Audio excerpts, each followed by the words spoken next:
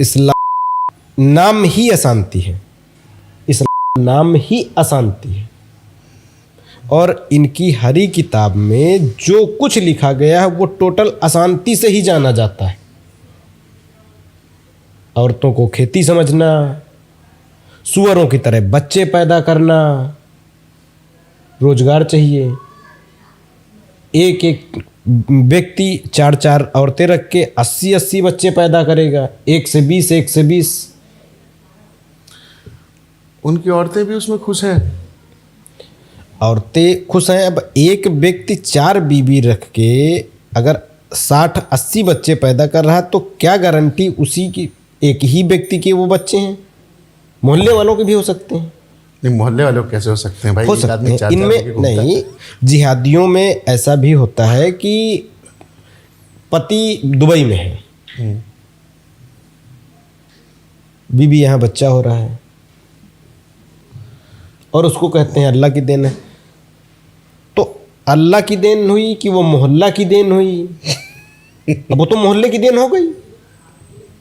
और जैसे बात अब इनके आई कि अल्लाह, इस्लाम से लेके जो भी इस शब्द को जानता है या मानता है, उस व्यक्ति ने आज तक क्या देखा है कि ये कैसा व्यक्ति था?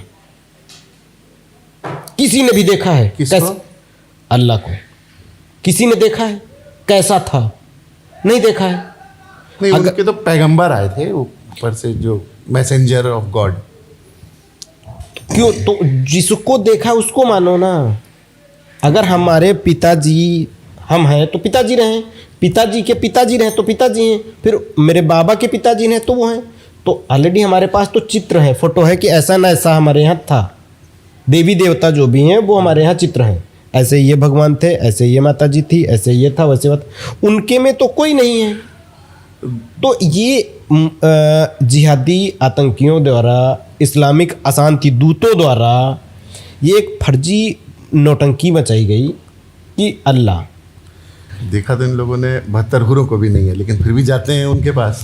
नहीं देखा, मैंने क्या कहा अभी, जैसे इनकी हरी किताब में ये लिखा गया है हाँ, कि ये सब अशांति, और इन लोगों के मुंह से ही निकलता है कि एक हूर 140 फीट की होती है। अच्छा, एक हूर 140 फीट की होती है। तो अब इनमें से अशांति दूत कौन 140 फीट का होता है? वो थूक दे तो समंदर का पानी मीठा हो जाएगा, सो एंड सो। अरे पहले तो उसको छोड़ो, जब इन कोई अशांति दूत जिहादी 140 फीट की हूर पाने के लिए क्या सीढ़ी लगाएगा?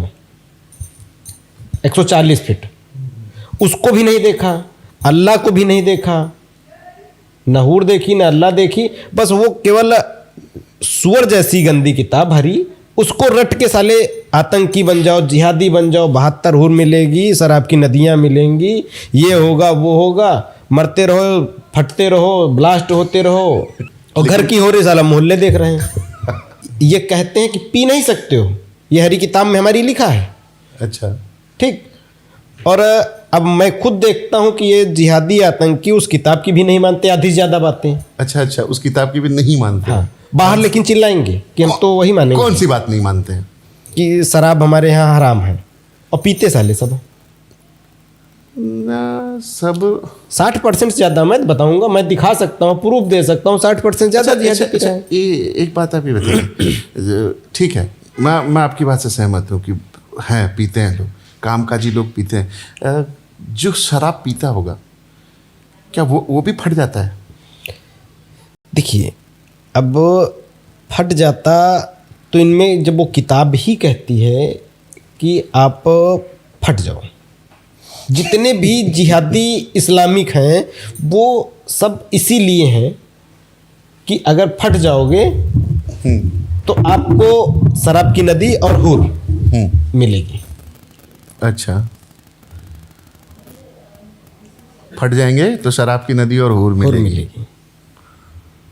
खैर, फटने के बाद तो कुछ, देखिए उनके में ये भी है कि अगर आप फट गए तो शराब की नदी और हूर तभी मिलेगी जब आपका अंतिम संस्कार जो होता है वो कायदे से आपका पढ़ा जाएगा, तो वो तो उनका हो नहीं पाता है। तो कैसे मिलेगी उनको?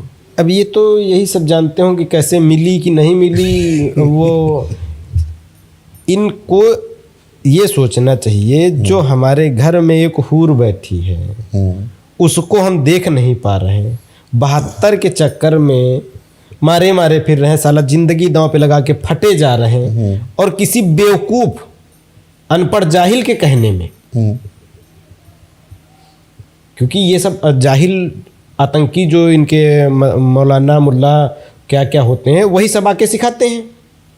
उनमें कोई ज्ञान तो होता नहीं, सब जाहिल होते हैं। और जाहिल क्या, वो ज़्यादातर आतंकी होते हैं। वो आके बताते हैं ऐसा ऐसा करो। अगर वो ये इन जाहिलों को ये सोचना चाहिए कि अगर 72 हूरें मिल रही तो वो खुद क्यों नहीं फट जा रहा है, वो फट जाए। अच्छा ये बताइए, जैसे डॉक्टर है, 5 साल उन्होंने पढ़ाई करी डॉक्टर की पूरी, एक अच्छा डॉक्टर है, इलाज भी किया, पूरी एक यूनिवर्सिटी हो गई डॉक्टर की, मेडिकल कॉलेज हो गया। उसके बाद उस मतलब कि मेडिकल कॉलेज में तो कोई ऐसा मदरसा नहीं है कि वहाँ पे कोई मतलब इस्लामिक शिक्षा दी जाती हो। फिर वो लोग ऐसे मतलब कैसे कट्टरपंथी इतने हो गए? क्या मतलब ये 5 साल जो बचपन में जो मदरसे में अगर कोई पढ़ लिया तो क्या वो ताउम्र रहता है उसके दिमाग में? भाई साहब, बच्चे को जो बचपन से शिक्षा दी जाएगी उसके दिमाग में वो बहुत अच्छी तरीके से बैठ जाती है। और टाइम टाइम पे ये सब आतंकियों की ट्रेनिंग में जाया भी करते हैं या आतंकी आके ट्रेनिंग दिया करते हैं, तो इनके तो दिमाग में वही बैठा रहता है ना। 3-4 साल उसको गंदी जगह या सुअरबाड़ा बोल सकते हो, मदरसा फिलहाल बोलना हमारे हिसाब से ठीक नहीं होगा, ठीक है, क्योंकि उसको सुअरबाड़ा इसलिए बोलोगे कि इनकी तुलना उन्हीं से होती है। हाँ, तो उसके लिए सरकार फंड भी देती है। इस्लामिक जो भी हैं अगर किसी चीज़ पे तुलना करते हैं तो बकरे से बड़ी दाढ़ी, सुअर से ज़्यादा बच्चे। अच्छा ये ऐसी 2-3 चीज़ें हैं जिन पे ये कंपेयर करते हैं कि हम इससे ज़्यादा करेंगे, ये हमसे आगे कैसे हो सकता है। एक सुअर 9 बच्चे देगी तो बोलते हैं ना हम 12 करेंगे। लेकिन पाकिस्तान में तो लोग गधे पालते हैं, है तो वो भी इस्लामिक। पाकिस्तान में तो लोग गधे पालते हैं तो वो भी इस्लामिक। हाँ, तो यहाँ जो भारत में रह रहे हैं वो बात तो ज़्यादातर 90% पाकिस्तान और बांग्लादेश के हिसाब से काम करते हैं। अन्य किसी इस्लामिक कंट्री के द्वारा तो करते नहीं वो। पाकिस्तान तो ये इस बात को कहता भी है कि जब हम गजवाई हिंद करेंगे तो इंशाअल्लाह भारत के मुसलमान जो है वो हमारे साथ होंगे। अब फिर इंसा हाँ। अब ये खुद बोल रहे हैं इंसान ही अल्लाह है। इंसान अल्लाह ही अल्लाह है, तो फिर अल्लाह क्या मतलब है? एक बार फिर दोहराइएगा। कह रहे इनका कहना इंसान ही अल्लाह है, इंसान ही अल्लाह है। तो जब इंसान ही अल्लाह है तो उसके इंसान के कहने पे ये 72 हूरें मिल रही, मतलब ये भी अलग चीज़ है। और जब इंसान ही अल्लाह है तो पैगंबर कहाँ से पैदा हो गया था? नहीं, वो तो आसमान से आए थे, मैसेंजर ऑफ गॉड। आसमान से। ये इस्लाम कबीले का जन्म 1450 साल पहले हुआ है। इसके पहले धरती पे आदमी नहीं थे। धरती पे आदमी थे? अरे पूरा रोमन साम्राज्य था, एक आदमी थे ना। तो जब ये बीच में, उसके पहले कभी कोई आसमान से तो आया नहीं, ये बीच में कैसे टपक गए? 1450 साल पहले आसमान से टपक गए। मतलब पूरी तरीके से झूठा।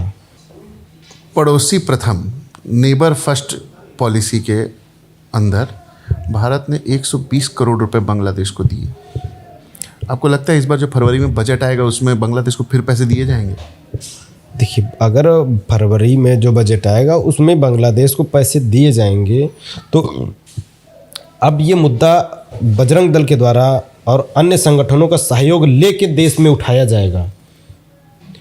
अगर वहाँ किसी भी निर्दोष हिंदू की हत्या होती है या हिंदू को सताया जाता है किसी भी तरीके से, तो यहाँ रह रहे उनके सपोर्टर वो कोई भी हो, उसके साथ भी वैसी घटना घट जाए तो कोई बड़ी चीज़ नहीं कही जाएगी उसको। मतलब भविष्य में जो चीज़ें वहाँ हुई है वो यहाँ हो सकता है। देखिए, आदमी को एक बार समझाया जा सकता है, उसको समझा बुझा के हर तरीके से। जब व्यक्ति हार जाएगा तो क्या करेगा? जैसी बात है प्रतिकार। अगर हमको सामने वाले मारेगा तो एक थप्पड़ मारेगा, 2 थप्पड़ मारेगा, तिबारा मारेगा, तो जैसी बात फिर हम भी उत्तर देंगे। लेकिन यहाँ का जो हिंदू है आज की डेट में, और यहाँ के जो मैं कहना चाहूँगा जो मोहल्ले वाले हैं, जो यहाँ की जो जनता है, वो तो इन लोगों से सुविधाएं लेने में लगी हुई है। आग के कचरा भी उठा रहे हैं सब, छोटे छोटे काम भी कर रहे हैं सब। और मैं आपको बता दूं, बंगाल में कई जगह ऐसी होगी जहाँ घर के काम के लिए जो आती है ना आया, जो डेली मेड, वो भी बांग्लादेशी या रोहिंग्या ही होंगे किसी न किसी के घर में। तो वो सब अपने आराम फरमा रहे हैं उनसे, बिना डरे निडरता के साथ। वो कभी आपको लगता है कि अगर कल को उसके विरोध में जैसा उन्होंने किया हिंदू के साथ, वैसा अगर यहाँ हो जाए, कोई संगठन ऐसा कर दे, तो क्या वो लोग आवाज़ नहीं उठाएंगे? यहीं भारत में उनकी आवाज़ नहीं उठेगी उनके लिए? देखिए, सबसे पहले ऐसे ही लोग मारे जाते हैं जो इन जिहादियों को अपना रिश्तेदार बना के बैठा है, क्योंकि उस जिहादी आतंकी को ये पता है कि इसके घर में कहाँ क्या है, सब कुछ हमको पता है। और वो हिंदू बेवकूफ़ तरीके का होता है जो भाईचारा निभाता है। भाई कौन है, चारा कौन है? बेशक वो कितना भी पढ़ा लिखा हिंदू हो, लेकिन उसको हमारे हिसाब से जाहिल कहेंगे, अनपढ़ कहेंगे। जो देखने के बाद, सुनने के बाद, समझाने के बाद भी ना समझे, उसको पढ़ा लिखा आप कह सकते हैं? मैं तो नहीं कहूँगा कि वो पढ़ा लिखा हो सकता है। और यदि उनके साथ भविष्य में कोई ऐसी घटना अगर घट जाती है तो फिर बाद में सरकार को कोसते हैं कि पुलिस नहीं आई, सरकार नहीं आई और ये नहीं हुआ और वो तो चोर थे। 24 घंटे किसी को सुरक्षा नहीं दी जा सकती। ये बात आपने सही कही, इसको जरा विस्तार से बताएं। 24 घंटे किसी को सुरक्षा सरकार नहीं दे सकती। हम हो, आप हो, चाहे जो व्यक्ति हो, ठीक। व्यक्ति को सुरक्षित खुद रहना है, और कैसे रहना, इतना तो उसको अपनी समझ से चलना ही चाहिए। हमारा कौन दुश्मन है, हमारा कौन दोस्त है, हमारे साथ किस व्यक्ति से हमको दिक्कत हो सकती है, छोटी हो या बड़ी हो, तो उस कंडीशन पे हमको उनसे सतर्क रहना होगा।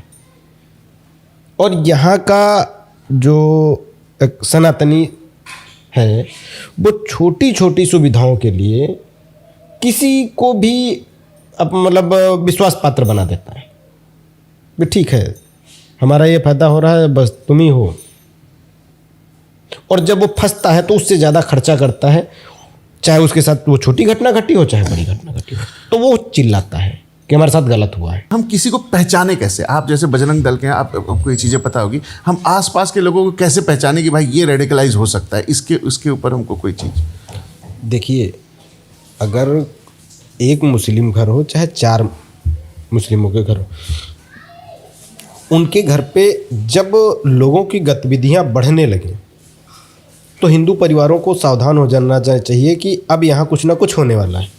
मतलब गतिविधियां बढ़ने का मतलब, जिस व्यक्ति को कभी आपने देखा नहीं मोहल्ले में या उनके घर में, वो व्यक्ति आया है तो क्यों आया है, या कोई उनका अगर जैसे एक बार आया, हमने उसकी जानकारी की, उनसे पूछा तो उन्होंने बताया वो दूर के रिश्तेदार है। दूर के रिश्तेदार है कौन है, इसकी उस मोहल्ले में रह रहे हिंदुओं को जानकारी करनी चाहिए कि ये व्यक्ति आया है तो कौन है।